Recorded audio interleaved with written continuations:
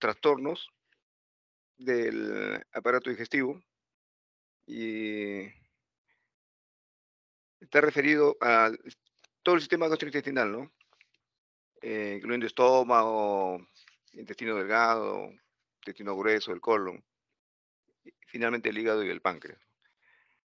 A cada uno de estos segmentos de la estructura orgánica del aparato digestivo le corresponde a algunos análisis de laboratorio que están vinculados con las secreciones, ¿no? Que aparecen en cada uno de estos segmentos del aparato digestivo, en los órganos también, como el hígado y el páncreas. Vamos a estudiarlo de un modo muy general, ¿no? Para ubicarnos rápidamente el porqué de los estudios de laboratorio. Bueno, en primer lugar, empecemos por el estómago. Ustedes saben de que el contenido gástrico está relacionado con muchos estímulos, ¿no? Regulado por el sistema nervioso central, ¿no? Por el décimo par.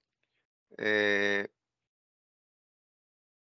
Secretan algunas sustancias químicas que tienen que ver no solamente con la digestión de los alimentos, los nutrientes que ingresan bajo la forma de proteínas, hidrato de carbono o lípidos, ¿no?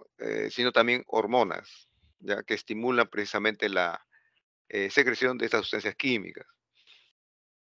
Tomar en cuenta en primer lugar en un examen físico macroscópico que podemos encontrar en un estómago que no ha digerido todavía alimentos, una secreción que tiene un volumen aproximado entre 50 a 80 mililitros, ¿no? De volumen, de un color generalmente incoloro, ¿no? Puede haber algunas pequeñas variaciones, sin embargo, lo más frecuente es que sea incoloro.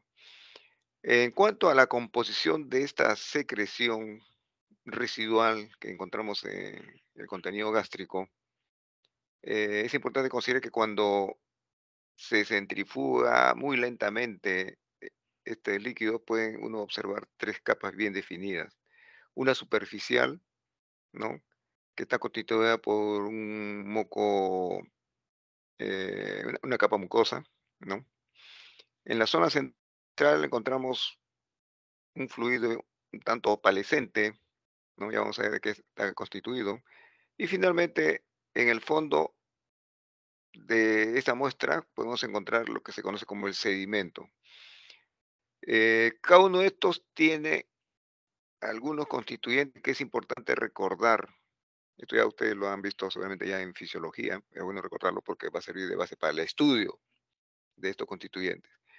En primer lugar, considerar que la pared gástrica tiene un conjunto de células, una de ellas encargada de secretar mucosa, básicamente.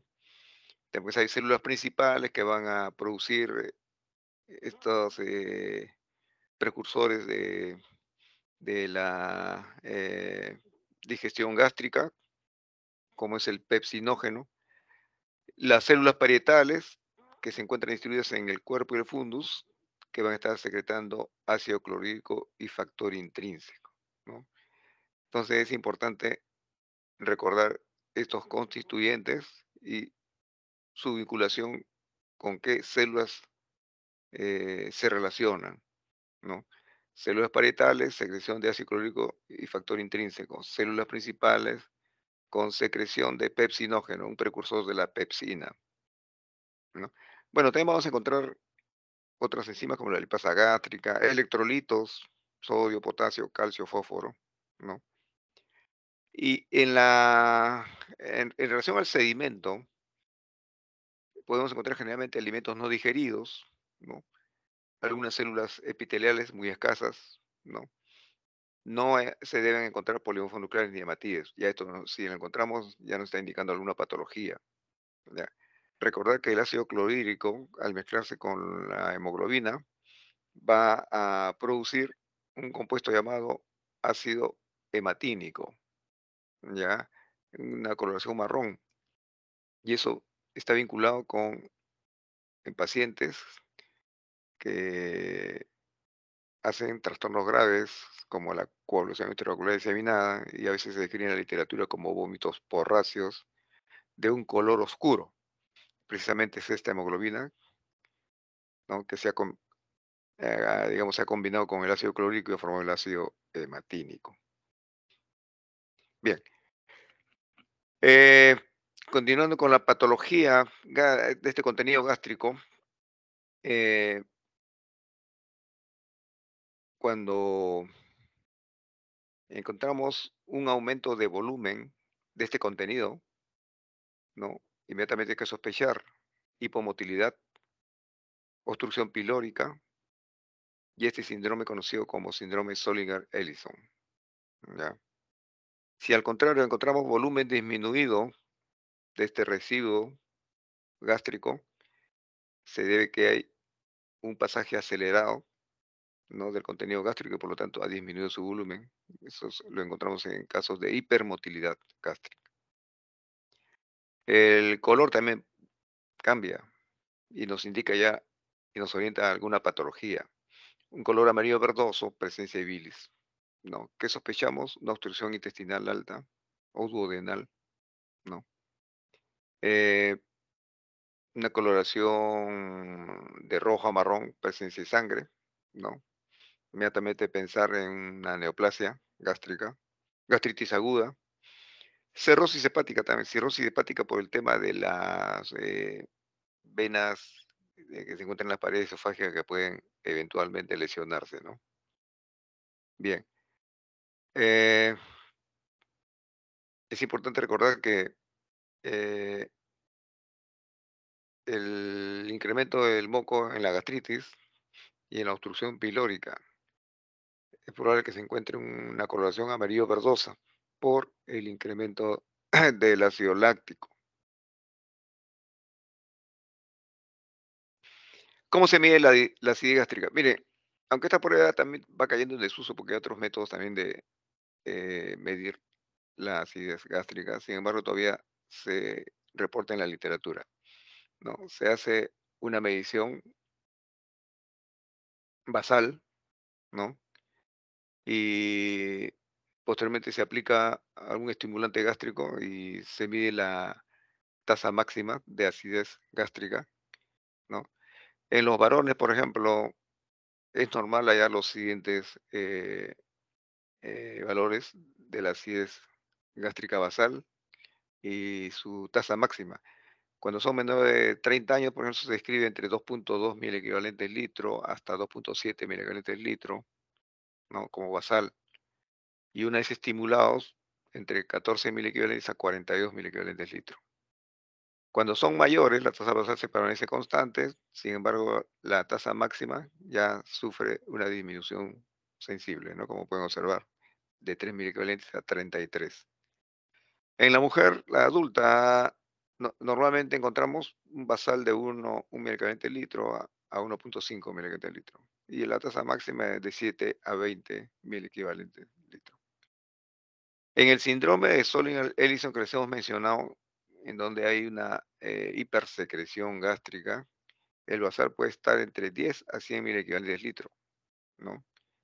Y la tasa máxima puede llegar hasta un 40 a un 60% adicional en cuanto a su incremento, ¿ya? Sin embargo, todavía se pueden sacar algunas conclusiones en relación a las probabilidades de que un paciente haga úlceras con los valores encontrados. Por ejemplo, es probable que el paciente haga úlcera, aunque no es diagnóstico de certeza, es probable, ¿no? Cuando la tasa máxima llega a mayor de 35 mil equivalentes litro. Muy probable, ya, entonces nos aproximamos ya mucho más, ¿no? Cuando su tasa máxima de acidez gástrico es mayor a 45 mil equivalentes litro. De bajo riesgo vamos a encontrar en pacientes que tienen menos de 11 mil equivalentes litro, ¿no? Son valores más que todo referenciales que es importante tomar en cuenta al momento de hacer estos estudios, ¿no? La acidez gástrica basal y la tasa máxima después de una estimulación. Bien, es importante también recordar en cuanto a la clasificación en gastritis, ya que esto nos puede dar una pista acerca del manejo, el tratamiento a seguir, ¿no? Una gastritis aguda, por ejemplo, es probable que encontremos una inflamación superficial de la mucosa, ¿no? Está relacionado con ingesta de productos químicos, ¿no? Antiinflamatorios no esteroideos, ¿no? Alcohol, ¿no? Aspirina, muy frecuente, ingesta de cáusticos, pacientes sometidos a una irradiación por neoplasia maligna. Bueno, después de la posirradiación se detecta también condiciones de gastritis aguda. Y en pacientes en estado crítico, ¿no? La gastritis erosiva aguda, ya este es un grado ya mucho más evolucionado de esta gastritis aguda, ¿no? Aquí hay pérdida focal del epitelio gástrico superficial, ¿no? Si la lesión es múltiple, diferentes puntos de la mucosa, se produce la hematemesis, ¿no? Pacientes que entran en shock, ¿no?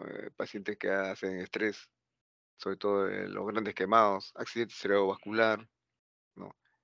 Fármacos en sobredosis, ¿no? Y el alcohol en exceso, ¿no? Eso nos puede conducir a una gastritis erosiva. La gastritis ulcerosa necrotizante.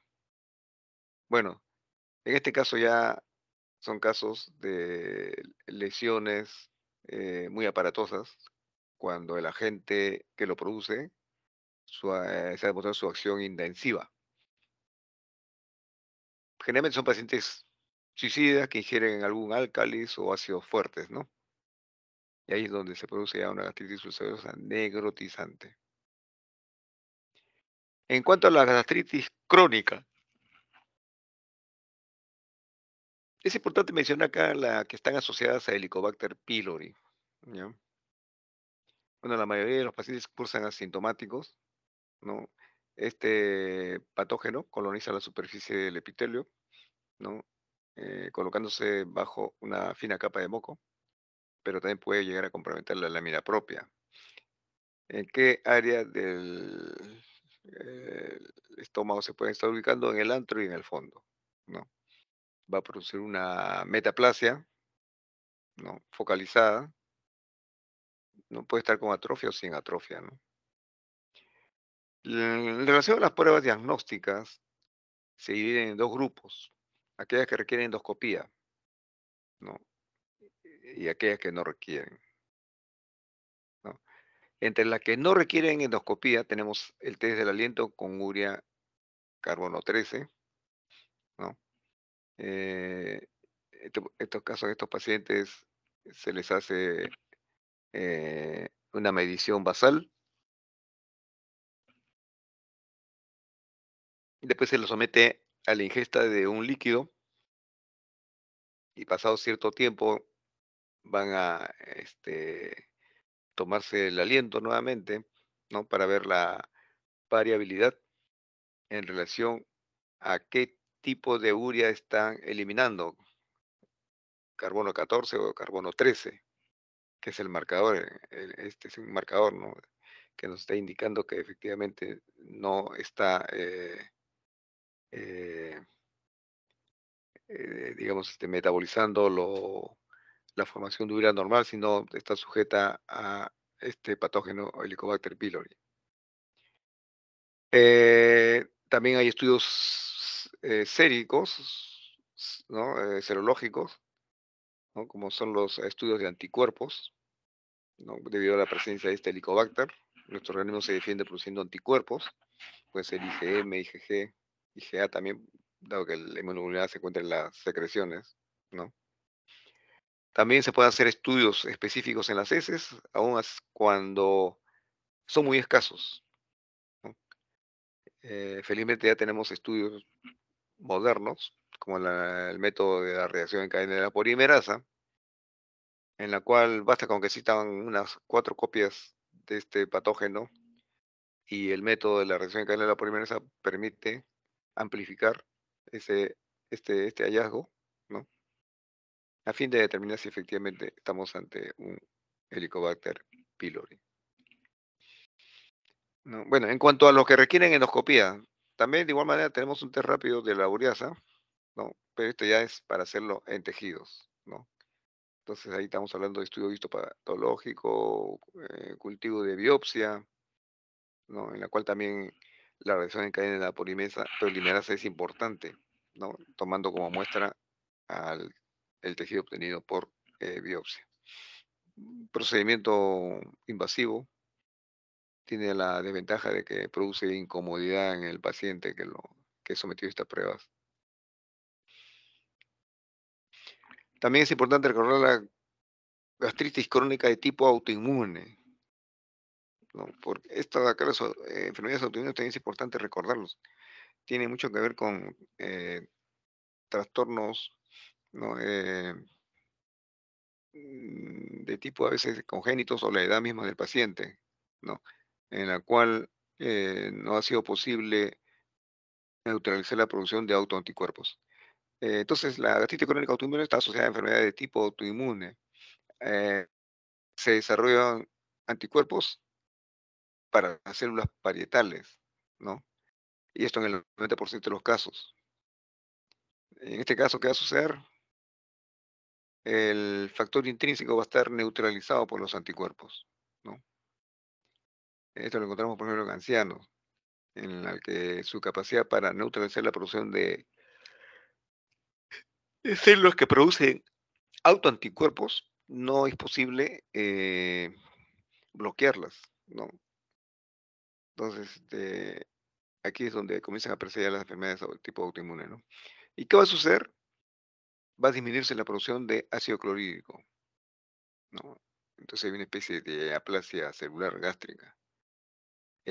No hay buena producción de factor intrínseco, entonces falta la absorción de vitamina B12, se produce la anemia perniciosa.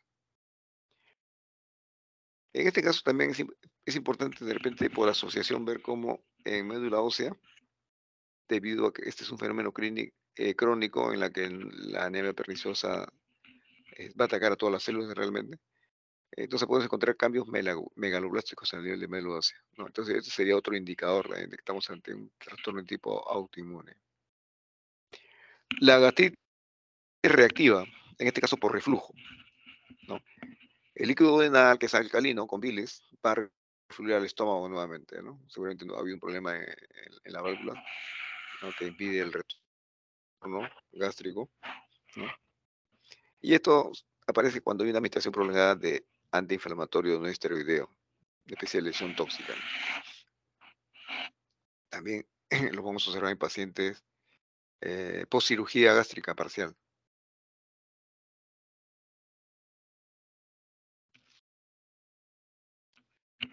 Después hay otras gastritis crónicas, ¿no? Gastritis crónicas hipertróficas en la cual hay pliegues gigantes, ¿no? Aquí hay que ver por si acaso siempre la descartar en relación al Helicobacter pylori, que también produce áreas de lesiones hipertróficas, ¿no? Eh, Algunas neoplasias malignas también, es importante descartarlas. La gastritis linfocítica, de origen viral siempre, ¿no? La enfermedad de Menetrier, bueno, ese es un trastorno cuya etiología hasta ahora no se descubre, lo asocian siempre al Helicobacter pylori, ¿no? Como le digo, igual hay unas grandes hipertrofias de los pliegues gástricos, ¿no? Eh, y el estudio de la biopsia no aporta mucho, ¿no? Tenemos también las gastritis crónicas específicas, ¿no? La granulomatosa debido a tuberculosis, eosinofílica a parásitos, infecciosa por bacterias ácido resistentes. Eh, bueno, ¿qué más podemos mencionar acá en cuanto a los trastornos gástricos? La úlcera péptica y neoplasias a ese nivel, ¿no? La úlcera péptica generalmente es una lesión solitaria de la mucosa gástrica o duodenal y se extiende a veces hasta la muscular y mucosae, ¿no? Esta es una emergencia médica realmente cuando lo detectamos, ¿no? Debe ser inmediatamente instituir el tratamiento. Los carcinomas gástricos, ¿no? Las enfermedades que van a predisponerlas son la gastritis crónica atrófica, ¿no? Presencia de pólipos adenomatosos, ¿no? Eh, una neoplasia intramucosa que luego se convierte en cáncer invasivo, ¿no? Generalmente ubicados en el fundus, en el acto, ¿no? Tratamiento quirúrgico. Bien, acá de pasada nomás en relación al jugo pancreático, esto lo vamos a ver más adelante, ¿no? Eh, Se hace para determinar si hay una buena secreción de tripsina, amilasa, lipasa, ¿no? El jugo pancreático precisamente tiene la función de metabolizar, ¿no? Proteínas, hidrato de carbono, ¿no? Componentes grasos, ¿no? Entonces, para estos hay algunas pruebas importantes. Para estudiar la tripsina y como para la amilasa y la lipasa hay los llamados test de screen o de tamizaje, ¿no? Y tiene algunas características, pero todas tienen en común que el paciente que se somete eh, debe pasar buen tiempo en laboratorio, ¿no? Y después es un test un tanto, eh, digamos, al paciente lo incomoda por el tema del tiempo que emplean, ¿no? El, la determinación, dependiendo, a veces la determinación urinaria en la prueba se va a detectar los metabolitos de aquellos que han sido sometidos a la prueba, o también por un método enzimático a través de una muestra de sangre al cual es sometido a las pruebas de laboratorio respectivo, ¿no? Habíamos mencionado que también hay pruebas de estimulación, ¿no? Como la secretina y la pancrosimina. Esto debido para evaluar también si el páncreas está adecuadamente estimulado, ¿no? También tiene ese defecto del tiempo de demora, ¿no? Y sobre todo el aspecto invasivo que es el procedimiento, ¿no? Porque hay que llegar hasta el conducto pancreático, ¿no? Donde se dosan ahí amilasas y lipasas, ¿no? Entonces, luego se suministra ya el estimulante que puede ser el paracosimil, ¿no? Y comienza uno a hacer el estudio y después hace un gráfico al respecto. En cuanto al líquido duodenal, en- ¿qué debemos decir del líquido duodenal? Bueno, eh, en primer lugar, considerar que eh, a nivel de duodeno, vamos a encontrar la glándula de Brunner. eh, También podemos encontrar en el líquido duodenal bilis, ¿no? Origen hepático, ¿no? Jugo pancreático. Generalmente ahí a este nivel ya encontramos tripsina, amilasa, lipasa, pero como precursores básicamente, ¿ah? Generalmente estos ya se activan cuando están fuera ya del organismo que los ha secretado. ¿Qué podemos encontrar en el líquido duodenal? Desde el punto de vista macroscópico, de igual manera es un líquido incoloro, claro, acuoso. Un volumen de 70 a 20 decilitros en un estudio de 24 horas. pH alcalino, ojo,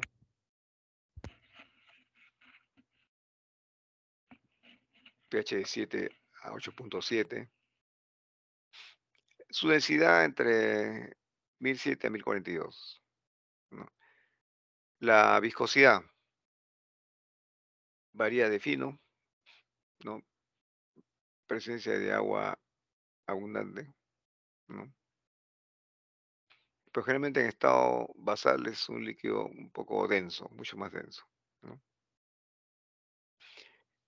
En microscopio óptico, ¿qué podemos encontrar? Bueno, está el sedimento, ¿no? Células epiteliales de tipo columnar, leucocitos escasos, es natural, esos cristales, ¿no? En donde podemos encontrar la colchicina, bilirrubinatos, bicarbonato de calcio, patológicamente parásitos, ascaris, células neoplásicas, hay que tener mucho cuidado. Bien, en cuanto a la investigación de la función exocrina del páncreas,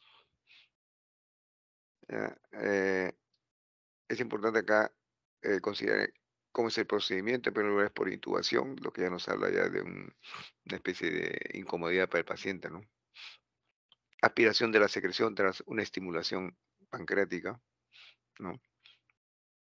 Directamente puede ser con secretina y colecistoquina, ¿no? En unción intravenosa y se hace la determinación de bicarbonato y actividad de las enzimas pancreáticas, nuevamente tripsina, criptotripsina, lipasa, ¿no? Indirectamente se puede hacer también el mismo estudio, pero con ya presentándole al paciente una comida llamada la comida del NON, que también está ya cayendo en desuso. No es una comida líquida de 300 ml de leche, hay aceite vegetal, dextrosa, ¿no? Y empieza a hacerse la medición de las enzimas pancreáticas.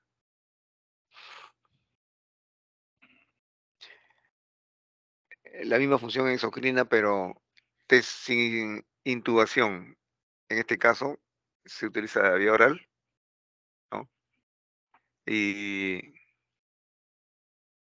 se mide la acción de las quimiotripsinas, ¿no?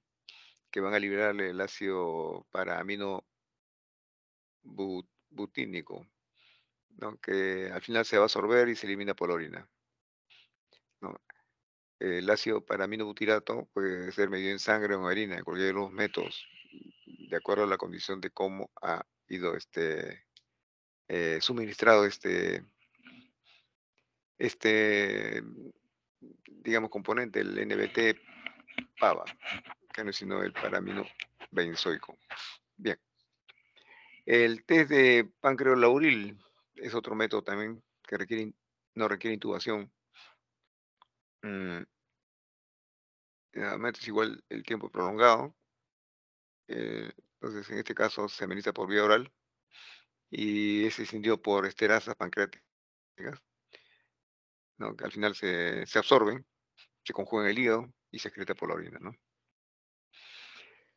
Este test se va a hacer durante 3 días y ahí está la incomodidad del paciente, ¿no?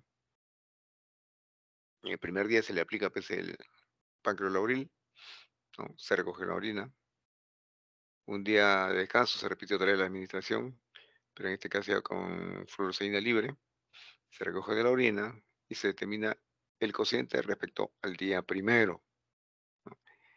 Y sobre esa base uno hace una determinación si ha habido una buena excreción o no, ¿no? En relación a la mala absorción, bueno, depende de qué estamos hablando, cuál es el componente que no está siendo absorbido, ¿no? Pero en general, estos pacientes en estudios de mala absorción, el hemograma va a ayudar mucho debido a una anemia. Si es macrocítica, inmediatamente el diagnóstico está por déficit de vitamina B12. Si es microcítica, ya definimos que hay un déficit de hierro, ¿no? Se pueden medir los niveles de vitamina B12, folato, ferritina sérica, ¿no? El aumento del tiempo de protomina ya me está hablando de algo mucho más severo, ¿no? Ahí algo está pasando en el paciente en la cual eh, no puede de repente alguna buena absorción de vitaminas y también influyen los factores vitamina K dependientes.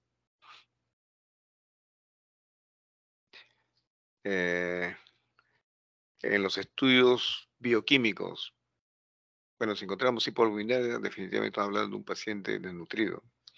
Hipotransferrinemia, en este caso ya estamos hablando de algún trastorno relacionado con la concentración de este componente de la transferrina, que en los procesos inflamatorios muy agudos, ¿no?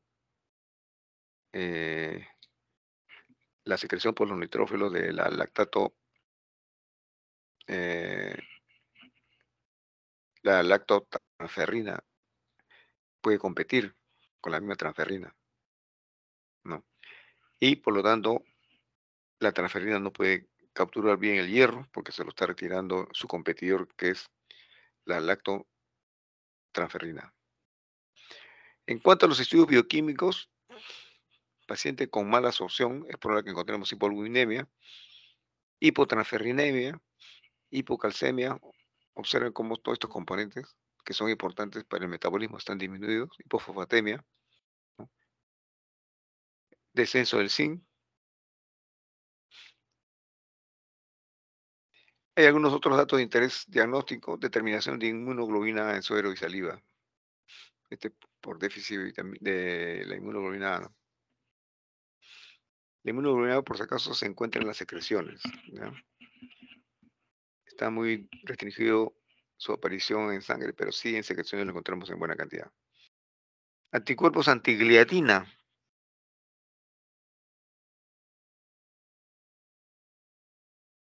Esta es en la enfermedad celíaca. ¿Ya? Lo que pasa es que el paciente ha respondido contra esta proteína que se encuentra en el trigo, la gliadina, produciendo anticuerpos, ¿no? Y va a producir esta enfermedad celíaca. Bueno, también el estudio de hormonas tiroideas en el hipertiroidismo, autoanticuerpos, ¿no? Antinuclear o anticentrómeros en la esclerodemia, en pacientes que sufren este trastorno llamado esclerodermia. Es importante también hacer un examen de heces.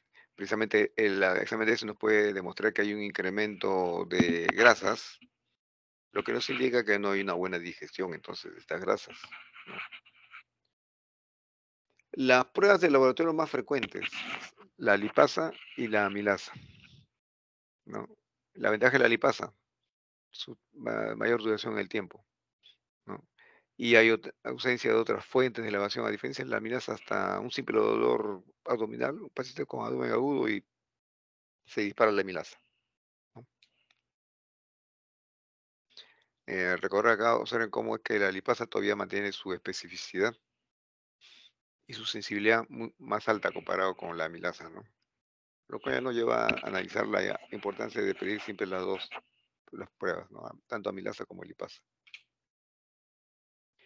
Bien, en cuanto a la diarrea, bueno, una definición de punto de vista laboratorio es una deposición mayor de 200 gramos en 24 horas, ¿no? Equivalente a más de 10 gramos por kilo de peso en 24 horas, ¿no? La consistencia está disminuida, no es una consistencia sólida, ¿no? Es entre semilíquido a líquido, ¿no? Generalmente ya una diarrea hay que distinguirla de la esteatorrea, por si acaso, ¿no? Una definición de diarrea, ¿no? Se define como la producción excesiva de material fecal debido a un exceso de agua en las heces, ¿no? Esto es importante, entonces, hacer una definición de este tipo. La deposiciones normalmente es entre 3 a la semana a 3 veces al día. Y la composición de las heces siempre oscila entre 60 y 85% de agua. Hay fibra que le da la consistencia a las heces, porcentaje que cita 20%. Y masa bacteriana en la misma concentración, ¿no? De 7 a 20%,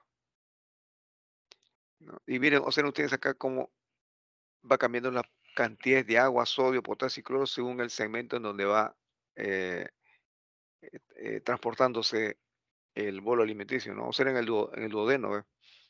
Hay entre 8 a 10 litros de agua en 24 horas, ¿no? Miren, observen el sodio, los niveles en que está, potasio también, miren, cloro. Esto ya es en el duodeno, ¿no? Miren el colon, ya prácticamente al nivel del ciego, 1500, ya se ha resorbido el agua, ¿no? Observen también cómo el sodio ha disminuido a 200 milimol en 24 horas, el potasio está a 10 en milimol 24 horas, y el cloro también ha disminuido a 100 milimol en 24 horas, ¿no?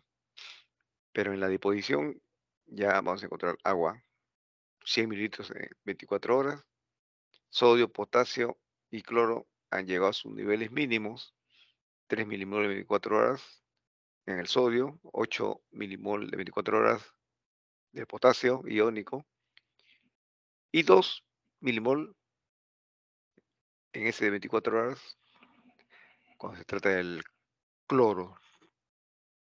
Esa concentración está en las heces.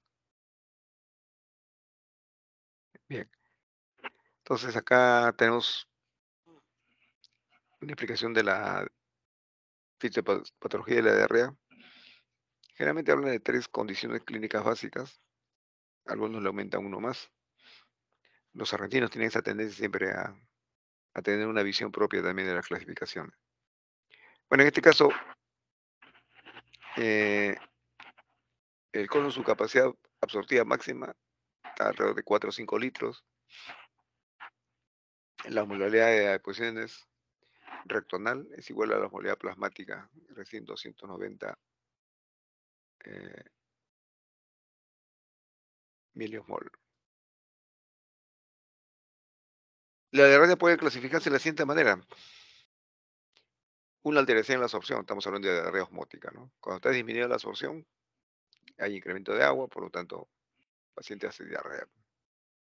O aumento de la secreción, de diarrea secretoria, ¿no? Cuando aumenta la secreción, entonces en este caso, igual se va el paciente de diarrea. Alteración de la motilidad.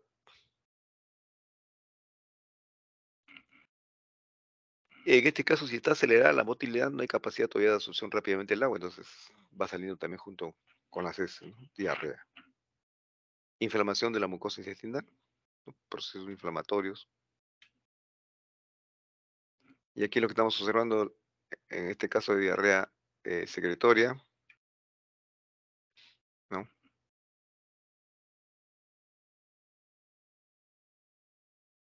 En la diarrea secretoria considerar que no se ve con el ayuno, cosa que sí sucede con el primer tipo de diarreas, la que está relacionada con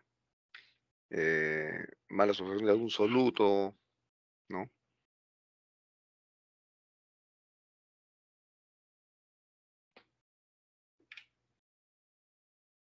En el caso de la diarrea inflamatoria, hay aumento de la secreción intestinal y también de la motilidad. ¿A qué se debe? Daño en los enterocitos. Hay alteración de la permeabilidad, por lo tanto el agua puede salir afuera, ¿no?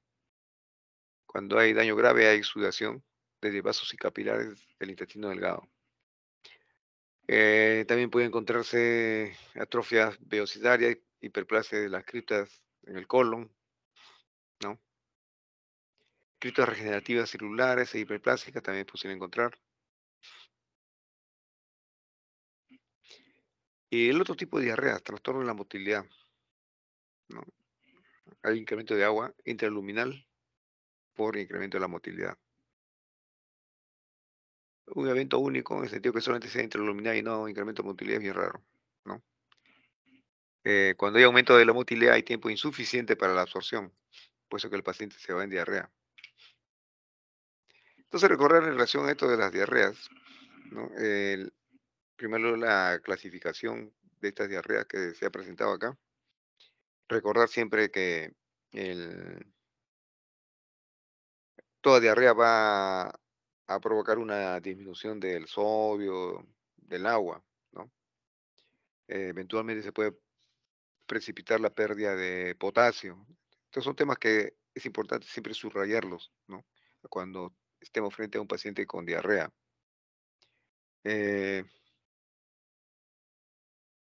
También puede ocasionarse trastorno del equilibrio ácido-base, pero son muy variables sus respuestas. Por ejemplo, cuando estamos un paciente con eh, acidosis, ¿no? En este caso por aumento en la pérdida fecal de bicarbonato.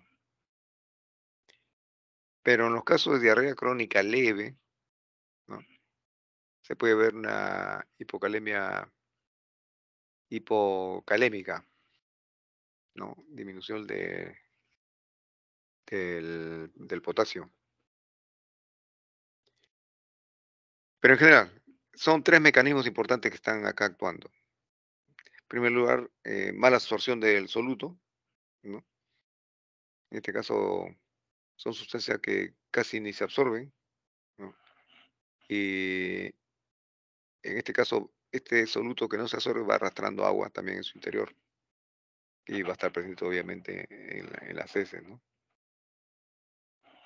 Este es el caso típico de la intolerancia a la lactosa. La diarrea de tipo secretoria es otro tipo, ¿no? Entonces, acá eh, puede haber varias condiciones. Uno, eh, secreción pasiva que va a tener lugar si es que la permeabilidad del epitelio está aumentado, ¿no? Debido a una obstrucción o a un proceso inflamatorio. Bien, entonces, en este caso, eh, la secreción de aniones, ¿cómo lo podemos predecir? ¿No? Habría que analizar, por ejemplo, si hay actividad del 3,5 monofosfato de adenosina, ¿no? Esta es una sustancia que tiene que ver con la actividad de los enterocitos, ¿no? Aquí, en este caso, el ejemplo típico lo tenemos en la diarrea por el cólera, ¿no? El cólera elimina una toxina, ¿no? Y es la que va a producir un incremento de la secreción de aniones, ¿no? Bien, eh,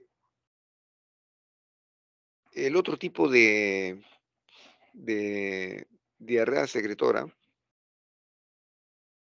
lo podemos encontrar en la secreción por el reemplazo del epitelio de absorción por un epitelio columnar, ¿no? Críptico.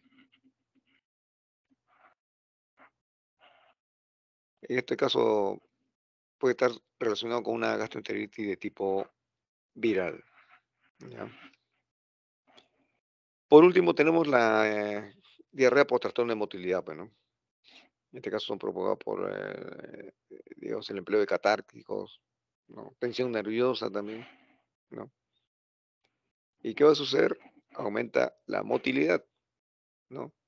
Y por lo tanto hay disminución en el tiempo de tránsito.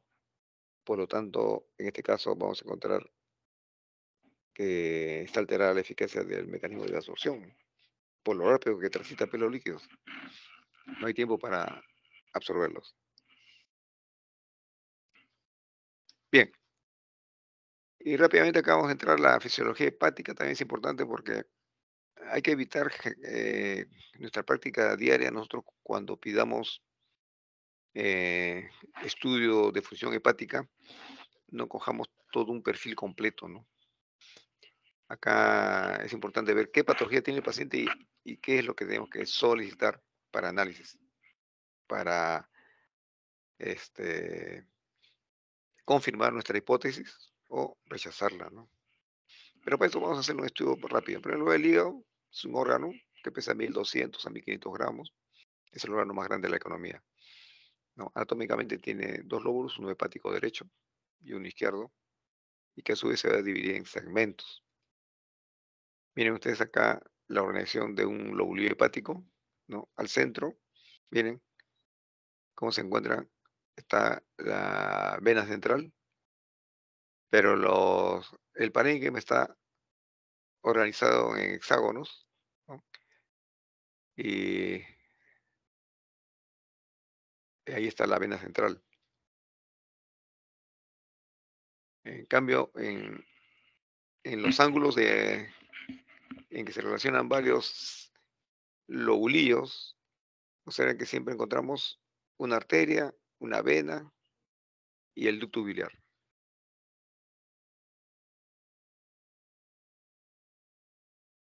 Bien, en- y ahí es donde se organiza lo que se llama el acino hepático, ¿no?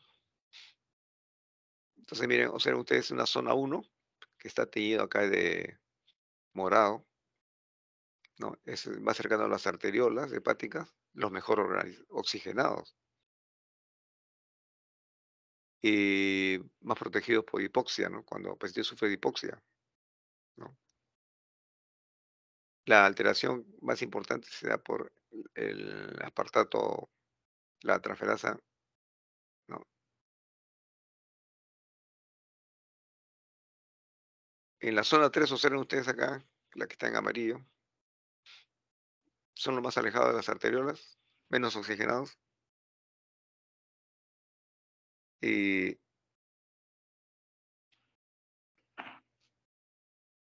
En este caso, esta zona 3 son más susceptibles a la hipoxia.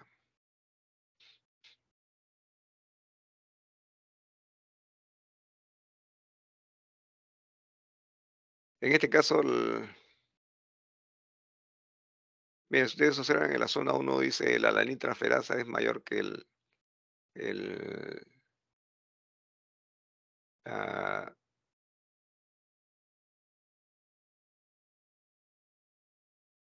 la, la ST es la oxalacética, ¿no?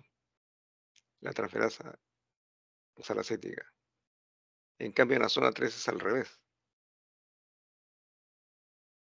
La aspartato transferasa es mayor que la alaniltransferasa. Y la zona 2 está entre las dos descritas anteriormente, ¿no? Bien, ¿qué más recordemos? Los hepatocitos, bueno, son las células del parénquima, tienen una disposición trabecular, ¿no? Secretan bilis hacia el canalículo biliar, y esta secreción va a confluir en conductos biliares mucho más grandes, ¿no? Y se encuentra a nivel de la famosa tríada portal. ¿Cuáles son sus funciones de los hepatocitos? Metabólicas, endocrinas y secretoras, ¿ya? Y aquí en este caso tiene que ver mucho con la glicogénesis, o sea, producción de azúcar, glicogenólisis, o sea, el glucógeno lo pueden ellos fragmentar, ¿no? Para producir, para llevar la glucosa a la circulación. Y la gluconeogénesis, es decir, la producción de hidrato de carbono, pero por otras vías distintas, nuevas. Estas son las funciones más importantes, ¿no? Bueno, también es importante recordar que las células epiteliales van a conformar del 3 al 5% de la masa hepática, van a revestir a conductivos y conductos biliares, y aparentemente su función básicamente se relaciona a absorción y secreción, ¿no? También tenemos macrófagos hepáticos, que tienen que ver con los mecanismos de respuesta innata con la célula de Kupffer. Se va a ubicar en el espacio sinusoidal. Función, vigilancia y defensa.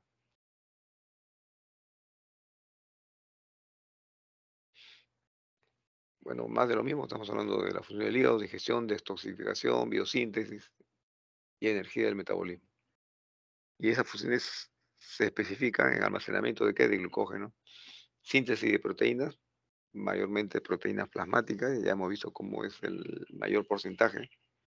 Está en el hígado, en la producción de proteínas, ¿no? Incluyendo los factores de coagulación y las lipoproteínas, ¿no? Otra función de secreción biliar, ¿no? Participa en la distribución de nutrientes y vitaminas, participa en la detoxificación, básicamente por el flujo de fármacos, ¿no? Bueno, acá es importante recordar cómo es el mecanismo de detoxificación.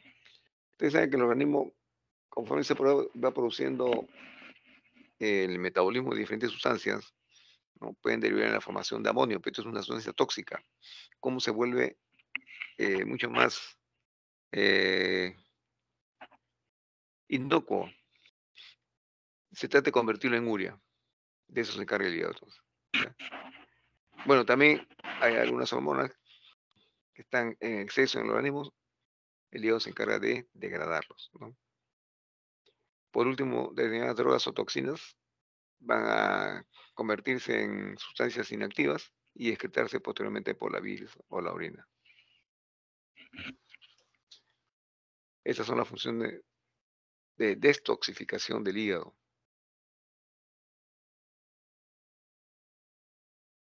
Sigamos. En relación a la síntesis de proteínas plasmáticas y lipoproteínas, ¿ya? Bueno, va a producir casi todas las proteínas, excepto las inmunoglobulinas, ¿ya? Eh, Síntesis de proteínas transportadoras del colesterol y el ácido graso. En cuanto al metabolismo de glucosa, ácidos grasos, cetonas, bueno, la glucosa se va a formar en glucógeno, una forma de almacenamiento. Los aminoácidos se transforman en ácidos grasos. En cuanto a los lípidos, sufren un proceso de síntesis y degradación, ¿no? Y todos estos van a ser regulados de tal manera que se mantiene más o menos constante la concentración de glucosa, aminoácidos y ácidos grasos. Bien, en cuanto al metabolismo de carbohidratos, siempre es bueno recordar algunas definiciones, por ejemplo, la glicogénesis, ¿no? Almacenamiento del exceso de glucosa en forma de glucógeno. Glicogenólisis, bueno, en este caso es a la inversa, una situación donde el paciente está en hipoglicemia. Entonces el hígado va a activar las vías que despolimerizan el glucógeno, ¿no? De tal manera que sale la glucosa en sangre a proteger debido al fenómeno de inanición que transitoriamente puede estar pasando el paciente, ¿no? La gluconeogénesis. Se acabó la reserva de glucógeno, entonces es necesario activar enzimas hepáticas que van a sintetizar glucosa a partir de aminoácidos y otros carbohidratos no hexosas, como la fructosa, galactosa. ¿Ya? Es otro mecanismo de producir glucosa. En cuanto al metabolismo de las grasas, bueno, se encarga de oxidar el triglicérido a fin de producir energía. Se comienza a sintetizar lipoproteínas, ¿no? En este caso, por ejemplo, la VLDL, ¿no? Lipoproteínas de muy baja densidad, very low density lipoprotein. Bueno, conversión de exceso de carbohidratos y proteínas en ácidos grasos y triglicéridos. ¿Ya? Esta es una especie de almacenamiento de sustancias inocuas, ¿no? Se almacenan en el tejido adiposo, ¿no? Colesterol y fosfolípidos son empaquetados a través de lipoproteínas o excretados en bilis como colesterol o postconversión a ácidos biliares. Otra función de esta conversión puede el almacenamiento de hierro, moléculas en transferrina, destrucción de glóbulos rojos dañados o envejecidos. Importante recordar, la hemoglobina liberada va a ser la principal fuente que origina la bilirrubina. Cada vez que le digan, a ver, grafica el metabolismo de la bilirrubina, es acordarse, todo arranca del proceso de metabolismo de la hemoglobina.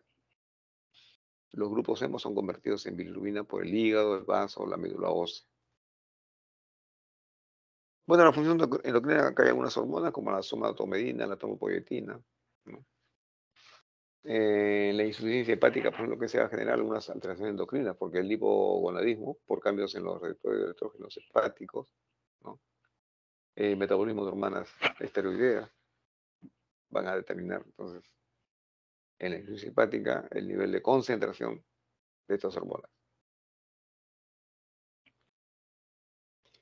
Otra función del hígado, bueno, estamos hablando pues, de la producción de bilirrubina, y esto ya lo hemos desarrollado en las prácticas. Solamente de pasar, vamos a decir, recordar que el 80% se va a excretar por las heces, en cambio el 20% va a ser resolvida al plasma y se elimina por los riñones. Miren, las partes que están dañadas cuando el hígado también ha sido dañado. Las funciones del metabolismo se altera, carbohidratos, proteínas, lípidos. La excreción también se altera, ¿no? Entonces no hay un proceso adecuado de detoxificación de drogas, ¿no? Y tampoco hay excreción a través de la bilis, está alterada.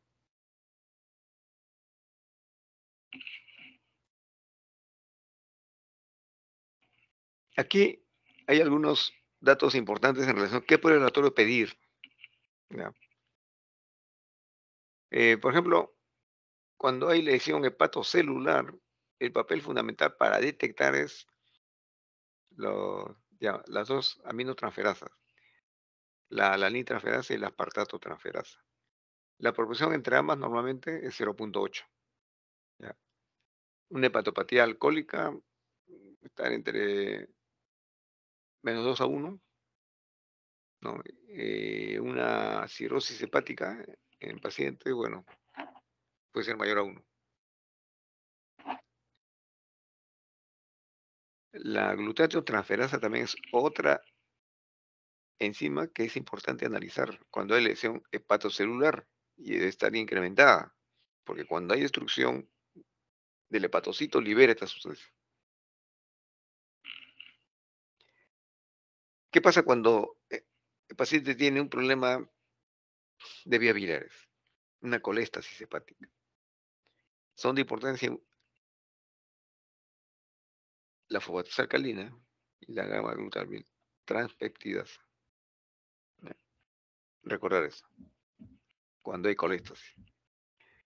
Prueba de función hepática, tenemos concentración de bilirrubina, albúmina. El tiempo de protonina se puede estar elevando, por si acaso, en pacientes con cirrosis hepática. El hígado deja de producir protonina o lo disminuye severamente, ¿no? Entonces se prolonga el tiempo. Y ese es un dato de que no hay buena función hepática. Bueno, el amonio también, ya hemos dicho cómo se va transformando hasta llegar a la urea, ¿no? Ahí está un poco de conceptos, ¿no? El aumento de niveles séricos de estas enzimas, sobre todo de la filtración a partir de hepatocitos lesionados. Por lo tanto, refleja daño celular, ¿no? Aquí estamos hablando de la gamma glutamil transpeptidasa.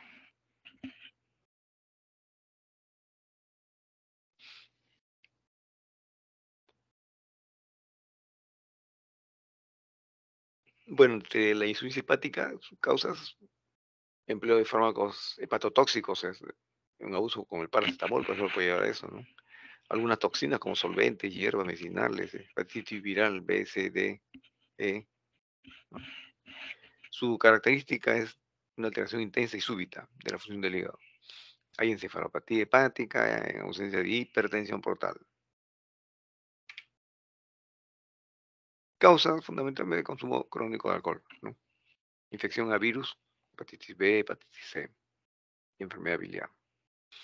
Sus características, en este caso de insuficiencia hepática, hipoluminemia, hiperamonemia, es decir, el paciente se está intoxicando con concentración de amonio, coagulopatías, hiperestrogenia, no se está metabolizando el estrógeno.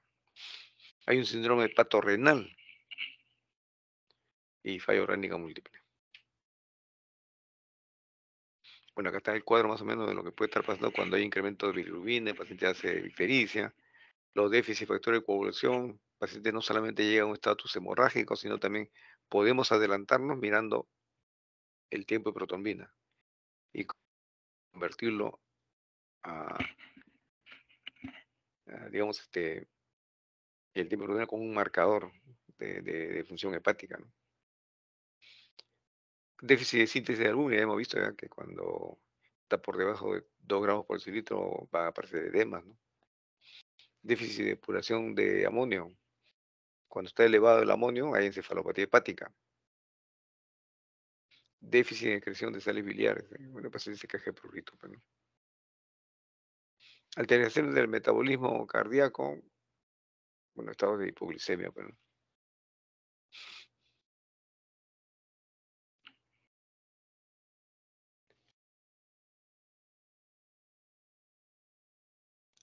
Una insuficiencia hepática aguda grave. Hay necrosis masiva de hepatocitos.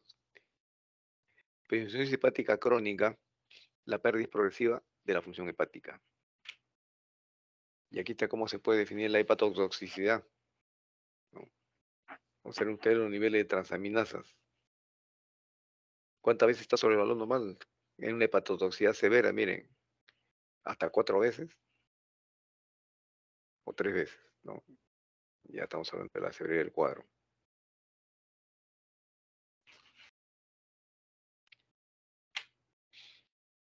Bueno, es otro tipo de clasificación. Más que todo esto se usa para evolucionar a los pacientes que estén en riesgo de producir una encefalopatía hepática. Observen ustedes cómo se van a dar un puntaje, ¿no? 1, 2, 3, en relación a algunos problemas eh, relacionados con la sintomatología, ¿no? Observen desde el punto de vista bioquímico cómo nos va sirviendo también la bilirrubina, la albúmina, ¿no? El tiempo de protrombina. Y sobre esa base se puede hablar de un puntaje, ¿no? Se hacen las sumas respectivas, un buen puntaje de 5 a 6, Le sigue el B de 7 a 9 y el C mayor que a 9, ¿no?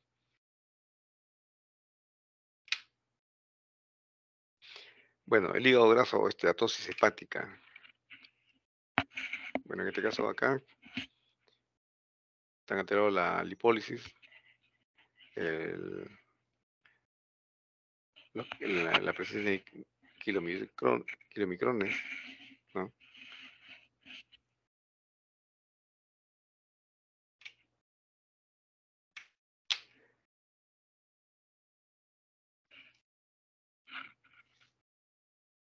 Bueno, en relación a la esteatosis hepática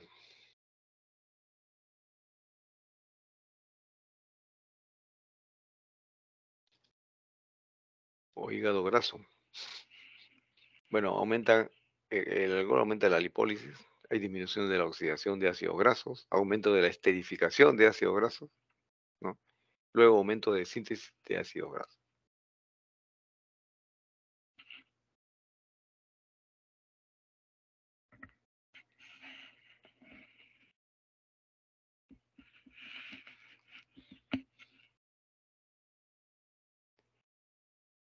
Bueno, la estatohepatitis, ¿de qué depende la inflamación? A ver, ácidos grasos en hepatocitos, radicales libres, pero oxidación lipídica debido a inflamación o necrosis.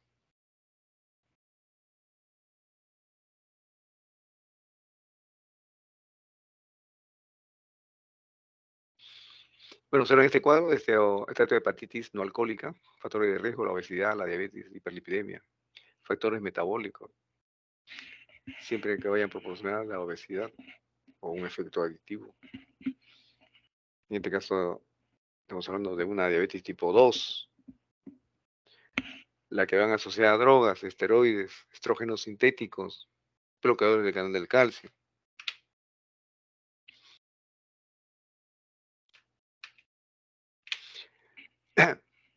En relación a la función del páncreas, es importante recordar pues, que los hilos de Langerhans, donde se encuentran, ¿no? Están orientados para la producción de insulina para los mismos pacientes que han donado sangre.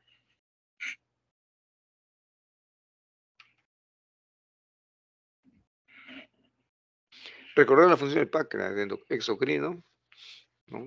Secretar iones de bicarbonato, agua, sodio, potasio, ¿no? La tripsina va a descomponer los aminoácidos. Recordar siempre se produce bajo las formas de precursores, ¿no? En este caso es el tricinógeno. La milasa igualmente va a disponer los carbohidratos, ¿no? La cantidad de iones de bicarbonato secretados por el páncreas es casi igual a la de los ácidos producidos por el estómago. La función endocrina, bueno, acá tenemos algunos productos endocrinos, la insulina, por ejemplo, producido por las células beta, el glucagón, producido por las células alfa, la gastrina. Todas estas sustancias son secretadas a nivel del torrente sanguíneo.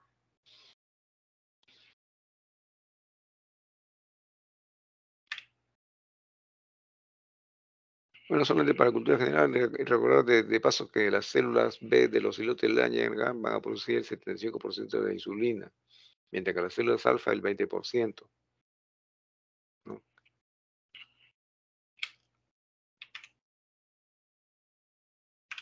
A ver, aquí estamos en la pancreatitis crónica, bueno, la sensibilidad en relación a la lactancia fecal, ¿no? En la pancreatitis crónica leve, la sensibilidad 0%, pero de ser el 100%, ¿no? La especificidad 93%.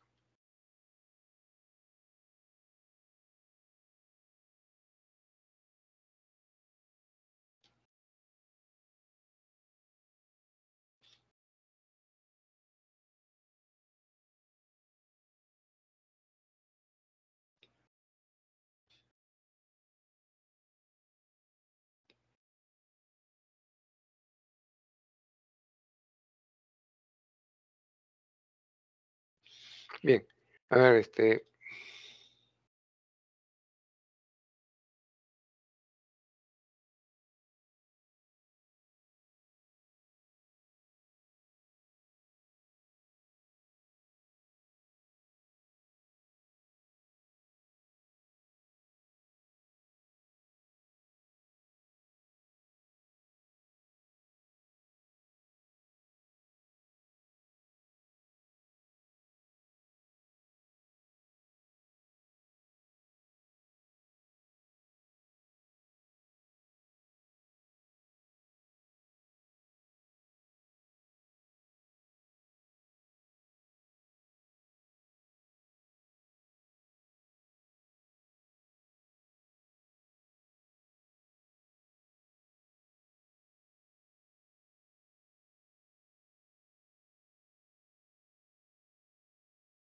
Ya, bueno, en relación a las pancreatitis, estas se dividen en agudas y crónicas.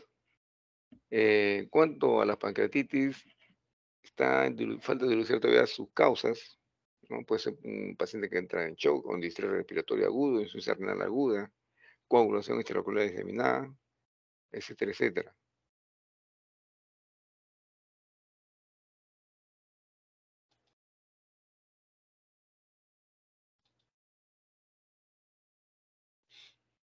Las pruebas de laboratorio que podemos encontrar en estos casos, amilasa sérica elevada, isoamilasa sérica elevada, amilasa en orina elevada, lipasa elevada, triglicéridos elevados, glucosa elevada. Esto, repito, normalmente es en los casos agudos. ¿Ya? El calcio, en cambio, va a estar disminuido, magnesio está disminuido, potasio disminuido o aumentado de variable, albúmina disminuida, glóbulos blancos elevados. Mira, algunos datos de laboratorio interesantes, lo que ya en otro cuadro lo mencionamos, ¿no? El dosaje de amilasa en sangre y de la lipasa, observe su sensibilidad y especificidad, quién dura más. Aquí hay algunos marcadores importantes con fines pronósticos, marcadores de necrosis o injuria pancreática, la fosfolipasa A2, ¿no? Péptidos de activación, trispinógeno, fosfolipasa A2, carboxipeptidasa. Marcadores de respuesta inmune. Bueno, tenemos acá la interleuquina 6 y 8, la elastasa, la procalcitonina, el PCR, es importante. Es importante también recordar algunos criterios como el de Ramsson, por ejemplo, para estimar la severidad de una pancreatitis aguda durante la admisión. El LDH, mayor a 350 unidades. El AST, apartato transferasa, mayor a 250 unidades por litro. Leucocitosis, mayor a 16.000 por mililitro cúbico. Hiperglicemia, mayor a 200 miligramos por decilitro. En ausencia de diabetes mellitus, obviamente, ¿no? Déficit neurológico, puede llegar el paciente a un estado de confusión. Después de 48 horas de hospitalizado, ¿cómo se puede medir la severidad de la pancreatitis aguda? Uno, midiendo la caída del hematocrito, ¿no? Mayor de 10%, ¿no? Si está hidratado con un hematocrito menor al 30%. Entonces, hay esa variabilidad, ¿no? En cuanto al hematocrito. Hay hipocalcemia, la presión de oxígeno menor de 60 mililitros de mercurio, sin, con estrés respiratorio. ¿Ya? Recordar esta parte también. Y miren, en hospitalizados, en 48 horas, para medir la severidad del cuadro, hipoalbuminemia, menor a 3.2 miligramos por decilitro. Azotemia, no, está elevando, sigue elevándose la urea. Necesidad de líquidos, ¿no? De manera masiva o de reemplazo coloide.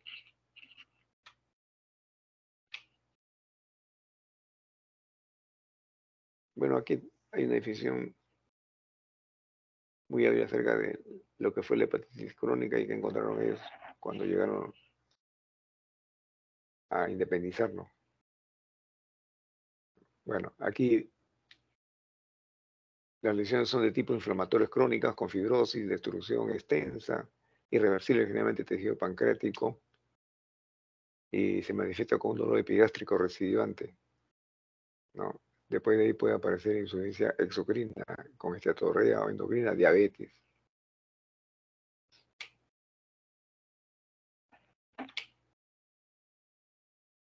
La pancreatitis crónica se puede tener muchas clasificaciones, una de ellas es esta que le he traído TIGAR, es una mnemotecnia, tóxico metabólico, la letra T, idiopática, genética, autoinmune y recurrente.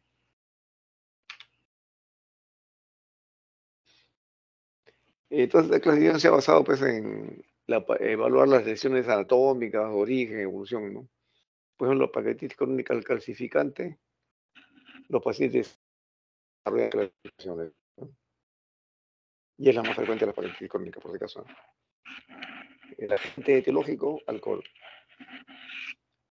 Bueno, aquí en este caso no son lesiones de distribución irregular, alternancia con tejidos sanos, ¿no? Hay atrofia epitelial, los conductos, Y vamos a encontrar diferentes grados de compromiso en el páncreas. Pancreatitis crónica obstructiva tiene un daño uniforme en el páncreas distal al sitio de obstrucción. Hay conservación de epitelio de los conductos. No hay tapones proteicos ni calcificación. La pancreatitis crónica inflamatoria, muy raro, ¿no? No está aceptado por todos los grupos que estudian patología pancreática. En este caso vamos a encontrar fibrosis, infiltrados inflamatorios, mononucleares. Bueno, acá algunas conclusiones para la pancreatitis crónica, ¿no? La pancreatitis crónica idiopática tiene una fuerte asociación con antígenos HLA clase 1, ¿no? Que es el A24 y el B8, y el clase 2, el DR17. ¿Ya? Entonces están asociados. Entonces, esta relación no se encontró en la pancreatitis crónica alcohólica, ¿no? Entonces, sí que hay un rol inmunogenético en la pancreatitis crónica idiopática. Están las pruebas funcionales, la 3 de la secretina, la colecistocinina, miren la sensibilidad y especificidad. El test de Lung, también observe cómo han cambiado aquí las proporciones en cuanto a sensibilidad y especificidad. Estudio de test indirecto, ya lo hemos visto, ¿no? Miren la tasa fecal, que está presente en las heces.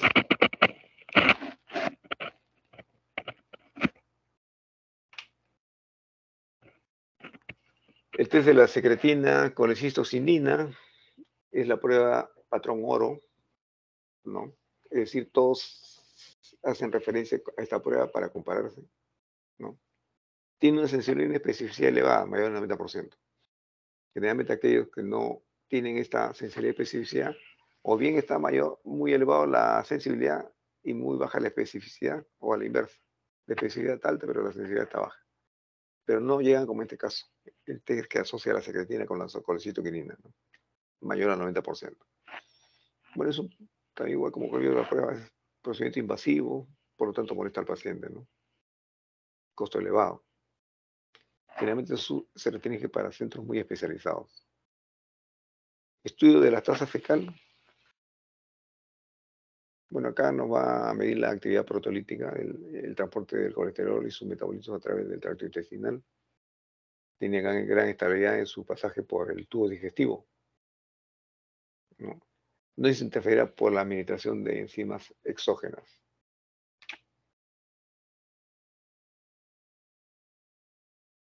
Miren, la tasa fecal, por ejemplo, normal es mayor de 200 microgramos por gramo de heces, pero observen, la insuficiencia hepática moderada se encuentra mucho más, de 100 a 200.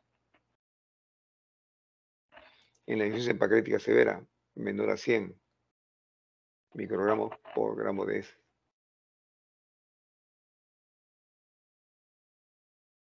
Bien, entonces, básicamente todo lo que se refiere al estudio de laboratorio del tubo digestivo en sus diferentes patologías.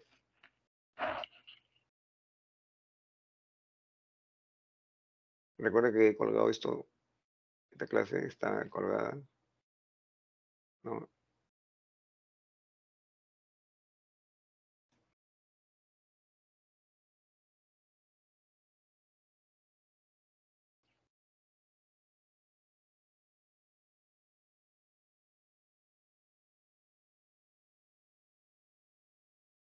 Bien, ¿hasta acá alguna pregunta?